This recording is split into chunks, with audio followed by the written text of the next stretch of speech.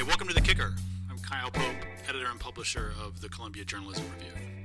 This week, political chaos in Britain and the U.S. and how media on both sides of the Atlantic are playing it.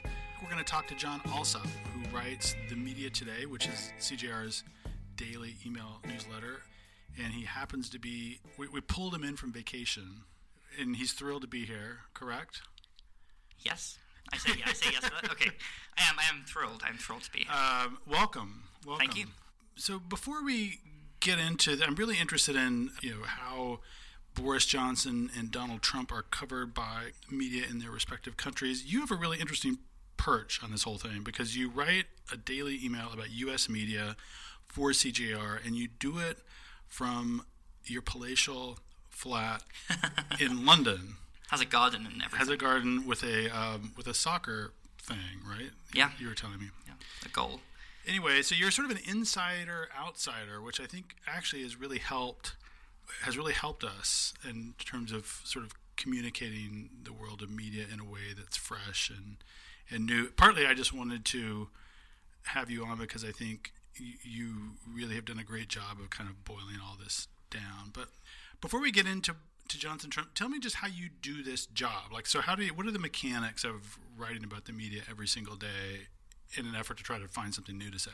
I think it's firstly about sort of obviously inhabiting all of the coverage and sort of trying to get a sense of, as much as is possible, where the coverage sits on the important issues of the day, both in American politics and also sometimes globally. The dirty secret of how we do this is that right. you're up 5 hours earlier than we are, and it gives you time to kind of think. And honestly, I do think that that's a differentiator because I think people who have to sort of get out of bed and crank this stuff out, I mean, it's very, very hard.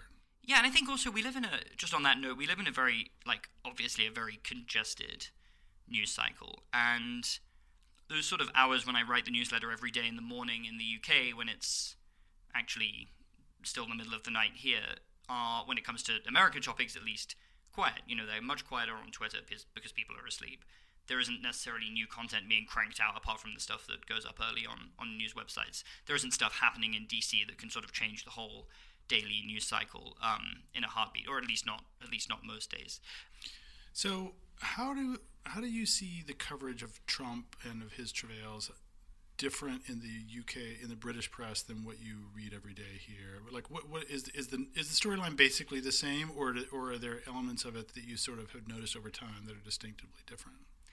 I'd say it's mostly the same, apart from I would say maybe those outlets which have a presence in the US, and so their coverage of America is done by people who would be writing also for an American audience. But I think mostly it's at a sort of simpler level, right? Where people in the UK, as much as they find Trump totally fascinating, are less invested in him than Americans who want to sort of follow his every movement. But no, I think there's a general sort of sense certainly in opinion writing of incredulity at the stuff that he does. I think also there's a sense among readers in different parts of the world, but particularly the UK, which has such a close relationship with the US, that we have a real stake in who the US president is and how they present themselves to the rest of the world. That's something I found in old columns that Boris Johnson wrote.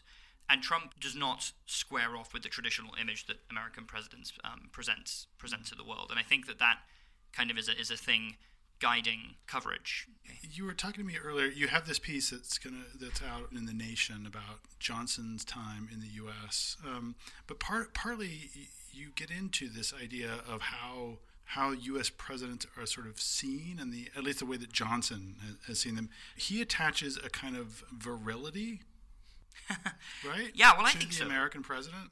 Maybe not to the president personally, but I think that's the office. That's his view of the office and of America, sort of as a country. Yeah, Johnson is an interesting political leader because he used to be a journalist. I wrote a piece for CGR about this a few months ago about his time as a journalist, but he became a politician in I think 2001 when he sort of became a politician formally. You could argue he's always been a politician, but he's someone who has served in a high level of public office for the better part of the last 20 years. When he entered Parliament, he was still working as the editor of a British magazine. He did both jobs for 3 or 4 years, I think, and he continued to write with some breaks, but he continued to write a weekly newspaper column.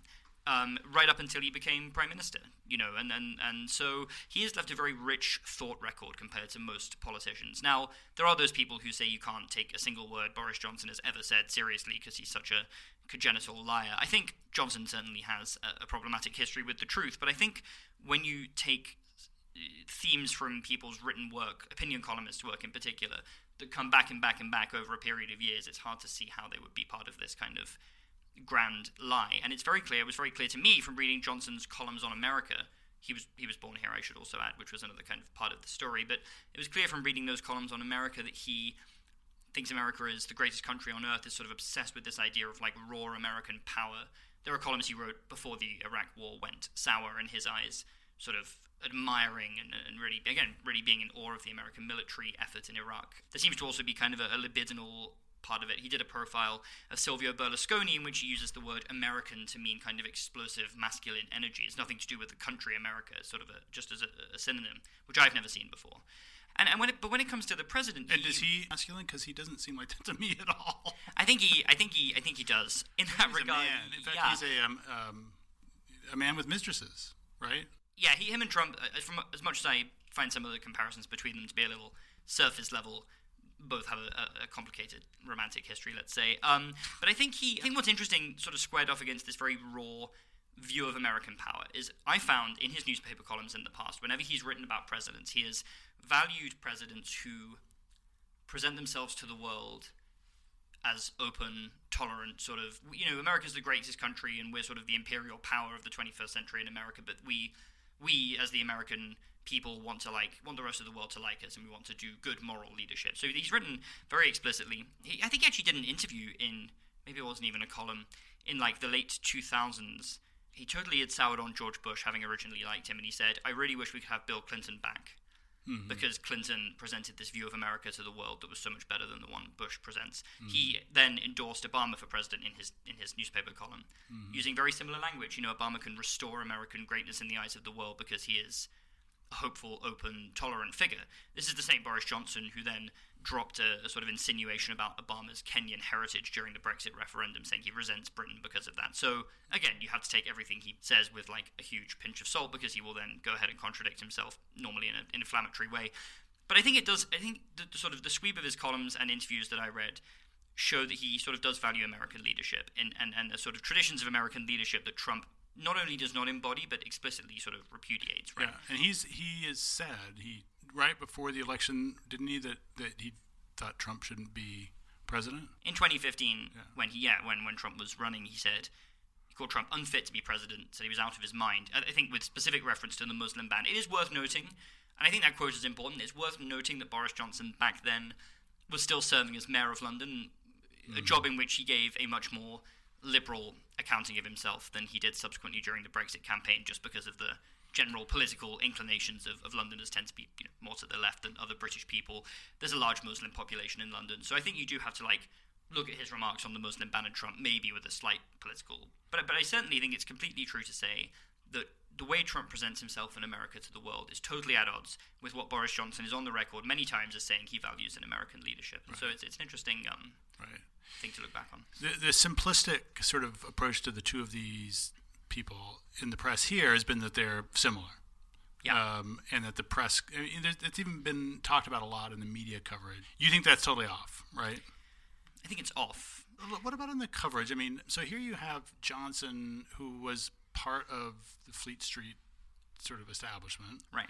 Versus Trump, who was a complete outsider and was a source to a lot of journalists and a subject of a lot of journalism, but had no official role. What have you noticed in terms of the different ways in which the two of them are covered?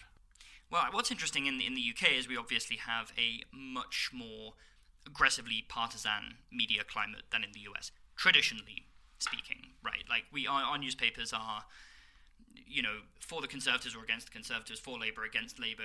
Our sort of print media landscape, at the very least, is structured around party politics and ideology in a way that has not traditionally really been the case here, or at least not in recent US history. And so you have this weird situation where you have a prime minister who, until very recently, was being paid an awful lot of money by the Telegraph, which is a major daily broadsheet newspaper, to write for them. And a lot of their coverage of him now is incredibly fawning, as you might expect. I mean, he literally He literally used to work there on staff way back when. He's been a columnist there for years and years and years. So there is a thing with, obviously Trump has been a fascination, particularly of New York, the New York press corps, for a very long time. But Trump didn't literally work for news organizations in New York, whereas Johnson has worked for many news, well, at least certainly in recent memory, he's worked for The Spectator and The Telegraph. He also worked for other organizations back a little further in history. He knows people, he knows commentators, he knows journalists, I think, publishers, and I think it's there's certainly, in some coverage of him, a much more sort of clubby feel to it. The opposite, is that, of course, hate his guts. Does that carry a kind of winking and knowing tone to it? Like we get this guy, we know who this guy really is? Yeah, I think so. I think I've interviewed many journalists about Boris Johnson, and conservative journalists, there is a sort of sense of, yes, Boris isn't perfect, yes, Boris tells appalling lies a lot, but he's misunderstood, and he's actually has sound views, and he actually does have an ideological program, and he's not totally craven, and he's not Trump. You will hear that actually quite a lot from people who are sticking up in his corner. But it should also be said that Trump clearly inspires a very visceral reaction among liberal commentators, and also I think it's fair to argue the liberal media writ large. Johnson does the same in the UK. Liberal commentators really hate his guts. They see him as a deeply troubling, threatening menace to British democracy. And I think you see Johnson amplified by the international press sometimes as being part of the same club as Trump, right? Part of that sort of club of authoritarian leaders taking over established democracies and tilting them in a dangerous direction. I did a newsletter a few weeks ago on the coverage of Boris Johnson's decision to suspend Parliament, which caused a huge stir, which was being covered in international publications as one of the, I think someone literally used the words, one of the most dangerous democratic subversions we have seen in a long time. In reality, I think it was a deeply cynical thing for him to do, and he deserves scrutiny for it, certainly. I'm not trying to let him off the hook, but it wasn't so far out of the norms of what British prime ministers are and have been able to do in the past. But I think it was sort of blown up in a big way, and I think part of that is that there is this kind of implied comparison to Trump. He sort of fits the narrative of this surging wave of global populism in the eyes of many pundits and journalists, and I think that's what I find to be a lazy comparison between the two. I'm not saying you can't make comparisons between them, but I think this idea that Johnson is the British Trump, which is what Trump has actually called him in the recent past, I think it's a comparison that does not do justice to the complexity of either character, but particularly to Johnson. So Johnson's now in this, to me, quite hard to follow Brexit fight. Well, you're not alone. I understand, but the iterative moves of it I find quite complicated, and I think there are comparisons in the kind of opacity of that story to the Mueller story here, and where it was hard for people to get their hands around the narrative, and perhaps that's one of the reasons why it fizzled.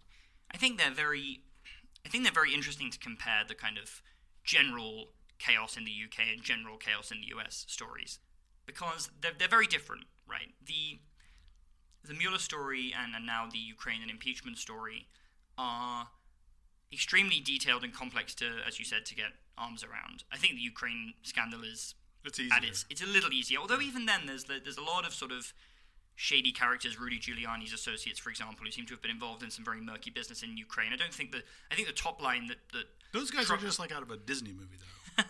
They're like perfect villains. They dress like villains. They look like villains. They're like perfect. I think the reporters and the press generally should stay in mind very clearly of the fact that Trump has essentially publicly admitted to the thing he's been accused of doing, and that should be I remember the day he came out in the White House driveway and basically admitted to doing the thing. There was sort of a sense of, did he just own up to it rather than communicating the full gravity? But by the way, we had Joe Lockhart in on this podcast to talk like the day after that, and he actually thought it was a brilliant move on Trump's part. He was like, he has just quieted all of the speculation about did he do it, did he not do it, and just by saying it, Lockhart thought it was a really smart sort of messaging strategy on Trump's part. The word he used, I think, was durable. It's something that he can use to stick with, and now it becomes a debate about should it be legal or shouldn't it. It's in the Constitution, which is a bit of a problem, but anyway, go ahead. No, I think so. But I think essentially the Mueller story in particular and the Ukraine thing, they're scandal stories, right? They're big webs of intrigue. Brexit is an intensely procedural story, right? It's about how a country disentangles itself from its neighbors, from a geopolitical and economic arrangement, not just an alliance, but an arrangement that sort of has its tendrils in every aspect of regulation and life and culture in the UK. And it's about how a very deeply fractured nation and parliament sort of navigate the complexities of that. But I think that a key similarity that they're both intensely detailed stories, and the press, of course, should be reporting the details. But the fact there are so many allows actors who would spread misinformation or propaganda to say, well, if you're having a hard time getting your head around this because it's all made up, it's a convoluted conspiracy, and I'm going to give you a much simpler narrative to listen to. That's in the US context. In the UK, it's, well, Brexit is really simple. It boils down to just leaving, or like it boils down to just staying. There's a simple way out of this. There is a temptation, I think, because these stories are so difficult for political actors who are engaged in them to try and oversimplify them. And I think that then that encourages other people within the two countries to try and oversimplify them. And I think that then leads to people just switching off when coverage tries to communicate the full detail of what's happening. I will also say in the Brexit case but I think it's an enormously difficult story to cover because a lot of this goes on behind closed doors. It's not even 3D chess, it's like 8D chess by the time you get down to sort of whether the specifics of this kind of mooted deal sit within the political posturings of Johnson and then the opposition parties and then the European leaders themselves. But I think that's a sort of journalistic problem and an approach that needs to be done better. I think that reporters and news organizations get too much in the weeds and don't often enough sort of step back and contextualize these stories and put them in some kind of frame. I mean, I notice this a lot when I get alerts on my phone because, I mean, I follow this stuff pretty closely, but I will get alerts sometimes that I'll have to, I won't understand what it means. Like, okay, I get that thing happened, that fact occurred, but what does that mean? Where does that leave us? What happens next? Especially where in this climate when there's, as you say, bad actors who are they're basically looking for screw-ups. They're looking for journalistic missteps that they can sort of seize on and then use that to sort of pollute the whole story. I agree, and I think there is a way, and I think it's the same with the US news cycle, but certainly in the UK, where you can read sort of an overview of all the last days or that day's Brexit developments and just get a totally different overall picture when you piece them together as a reader, right? Like one day it's a deal is never going to happen. We're definitely leaving with no deal on the 31st of October. We're going to crash out. It will be an economic disaster. The mood music in Brussels is very bad. These unnamed EU sources have told told our man in Brussels that there's no way there'll be a deal. For those of you who can't see this, John is adopting the posture of like a TV presenter. He's sitting straight up and like staring into some imaginary camera. Go ahead. Right. But no, that's kind of how it is. And then the next day, it's like, the mood music in Brussels is much better today. Our anonymous Brussels sources have told our reporters that Johnson has made important concessions in a private... so you just get a completely different sense. And I think that is a failure, essentially. As hard as I do legitimately think it is to keep track of all this development, but also sort of keep a broader lens on it.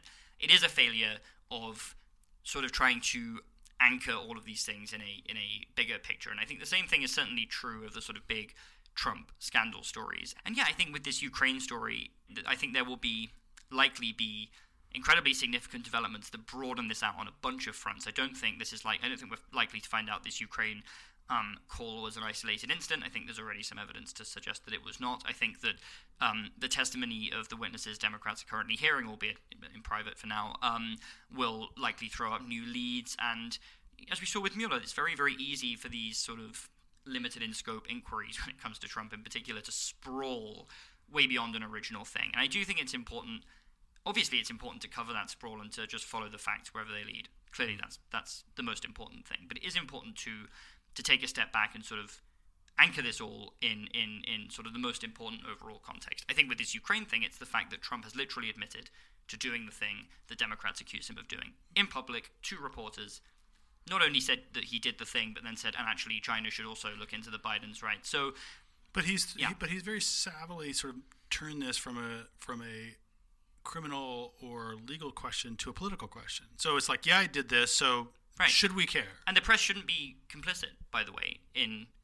I think in terms of it being impeachment is not really a legal question, right? Yeah. It's much more of it's almost entirely a political question, but the standard for impeachment is not legal in the sense of within the confines of the criminal statutes and the judicial system. An impeachable offence does not have to be within those confines. But yeah, I think it's important that, and this is a theme we've seen over and over again in Trump coverage since before he got elected, is sort of letting Trump be the assigning editor, right? I think is what you like to say. It's like letting Trump shift the sort of sands beneath the story until suddenly you're covering something totally different to what you thought you were covering. And I think with this impeachment story, it's really important that doesn't happen. And I think the coverage actually recently has been pretty good at doing that. But it needs to stay anchored. It needs to sort of stay sort of within the basic facts. And I think it's a problem that if Trump had not admitted to doing the thing, and in several months we found out about these things because the transcript was leaked through a series of source relationships to a major newspaper, I think you would be seeing that story like blaring for weeks and weeks and weeks because it would seem to be this big cover-up and this sort of sense of, well, we found out the thing they didn't want you to know. Right. I think it's really important that just because those things were public and were said out loud, we don't assume that that's because they're okay, or that's because, why wouldn't he admit to them? What he did was, I think it's important that we don't shift this, we don't allow bad actors to shift this whole conversation from one sort of framing to another just because they want to admit to the things they did, which were obviously wrong, and then just scrap that part of the conversation and change it to a different terrain that's more comfortable for them, or this more grey area, I do think that there's been a more restraint in the coverage of Ukraine. I don't think there's been as much shrill, like, oh my God, this is the biggest thing in the world. It's been more, I think that is partly because there's been a sense among reporters of the seriousness of this and how this is fact going to lead to impeachment. So there's not been as much kind of case building and shrieking, I don't think, in the coverage. It's also way more information. Yeah, that's true. Actually. The Mueller story was actually, I think I could be wrong, I believe his inquiry wrapped up pretty quickly for a special counsel investigation. So this idea was this enormously drawn out thing is not totally true. But yes, it was all in secret. Him and his office were unbelievably tight-lipped by the standards of modern political figures, or whatever you want to call them, and so they had, the airwaves had to be filled with something, right? In the gaps between the latest court filings or the latest sort of shreds of information coming out of sources close to the White House or whatever, sometimes there were very long gaps, and yet this was still the big story of the day, and so you have to fill that airtime with something, and if you don't have information to fill it with, you fill it with speculation, or you fill it with punditry, or you fill it with, stuff that is short of what consumers actually need to know. And I think with the Ukraine story, there hasn't been a day where there's been time to take a breath, right? I think we all collectively took a breath for this, or have taken, or in the middle of taking a breath for this Turkey, Kurds, Syria story, which has, I think, been the only story since this Ukraine impeachment saga started to really cut through it. Yeah. Not the same level, but, as a sort of huge story in its own right. But, it's also connected. But there hasn't really been time to take a breath. Every day it seems that there's more damning facts. Every day it seems that there's more evidence. Every day it seems that there's kind of a new thread to pull on. Every day there's a new witness in Congress, and there are crumbs that come out to reporters from that. So I think in some ways it's a much more solid story than the Mueller one, because there seem to be concrete developments happening. There seems to be a big political process, obviously, with impeachment happening. Yeah. The danger is, it's like being when you get into the ocean and suddenly the current has taken you somewhere you don't recognize, right?